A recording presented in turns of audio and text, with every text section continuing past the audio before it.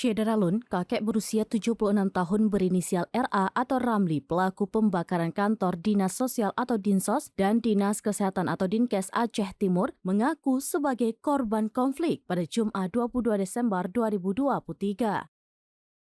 RA saat dibawa ke Polres Aceh Timur mengaku ingin menuntut haknya dari pemerintah selama ini dirinya tidak dihiraukan dan tidak diperhatikan. Sehingga ia mengungkapkan kekecewaannya pada aksi pembakaran di gedung pemerintahan Aceh Timur.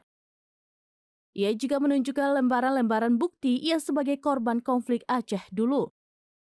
RA bahkan mengatakan akan membakar semua kantor dinas di Aceh Timur. Kapolres Aceh Timur AKBP Andi Rahmansyah menerangkan pelaku bermasalah dengan kejiwaan atau ODGJ.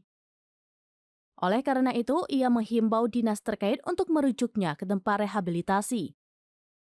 Diberitakan sebelumnya, RA awalnya membakar kantor Dinsos pada 14 Desember lalu karena mengaku tidak diperhatikan pemerintah.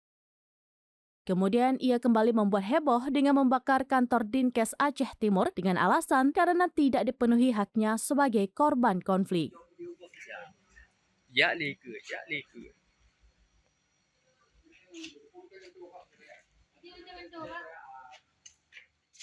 Dari Aceh Timur, Maulidi Alfata, serambinews.com.